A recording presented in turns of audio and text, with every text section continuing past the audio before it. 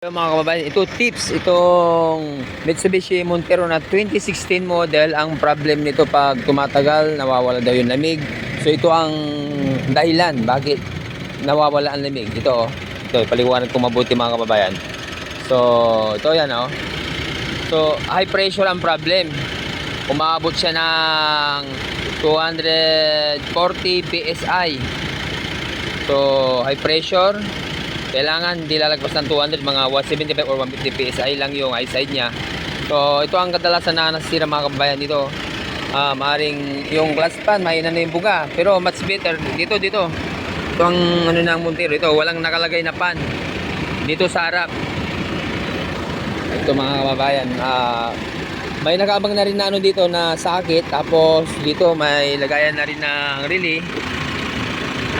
Ayun dito yung lagay na relay. Pag nilagyan mo na relay, tapos yung pan ilalagay dito, salpak mo, gagana na yan. Pag nilagyan na natin yan, hindi na aabot na ganyan. Mga lang siguro, mga 175 or 150 PSI na yan. Kaya nawawala yung lamig ng aircon. Ito ang dahilan mga kababayan. Itong glass pan, hindi na 100% yung ikot niya, kaya humina na yung buga ng hangin. Much better malagyan ng silicone oil, tapos ito pwedeng lagyan na rin ng pan dito sa harap sa condenser. Dahil yung lumang modelo na Mitsubishi Montero may pan na nakalagay, pero ito yung mga katanungan ng mga karamihan na may ganitong sasakyan bakit hindi pa nilagyan ng auxiliary pan.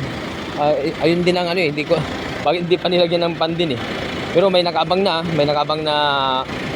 wirings yan. Tapos ito na rin, nandito na yung lagayan. Pag nilagyan mo na relay, okay sa outlet na yan. Okay, so ito lang ang dahilan kaya humina ang lamig ng aircon. Pero pag tumatakbo malamig, pag nakahinto o naka-stop, nahihilaw ang lamig. High pressure mga kababayan. Okay, so ito yung before mga kababayan. Before siya umabot ng 140 PSI yung high side.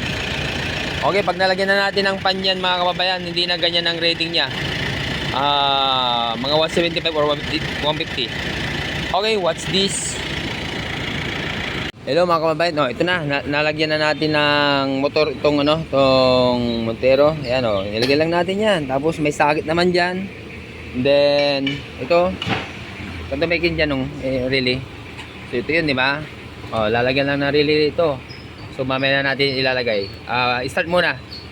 Kanina 140 PSI ito So ngayon ito na 'yon, di ba? Yung nilagay natin. Kaya bakit hindi pa nilagyan ng pan ko yan. Aircon. Hindi pa gumana dahil hindi pa natin nilagay yung relay. So ito yung relay niya. Ngayon pag nilagyan natin itong relay, gagana na yan. Ayun Yan mabuti. Ayun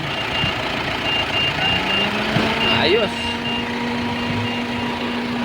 Ayun lang, ganun lang ka-basic. Sa may mga ganitong issue na pag na traffic o nakahinto, nahihilaw ang lamig or nawawala, yun lang, high pressure. Kanina 240 PSI ito. Check natin. Automatic muna siya. Automatic. Ayun wag lang lumagpas ang 200. Yun, normal lang siya 160 PSI lang. O 155. Ganun lang. Okay sa alright. Hindi na lumalagpas ng 200 PSI. Check natin. Ayun, lamig ramdam mo yung lamig dito sa labas ayos na. Okay, kung gusto nyo pang magkaroon ng mga tips, idea, pwede nyo bisitahin ang aming YouTube channel, John Pangasinan. At saka sa ating Facebook page, John Denver Auto Parts Trading, Car Eco in Auto Electrical. Okay. Thanks for watching. Salamat sa Diyos. Bye-bye. Pag-ibig.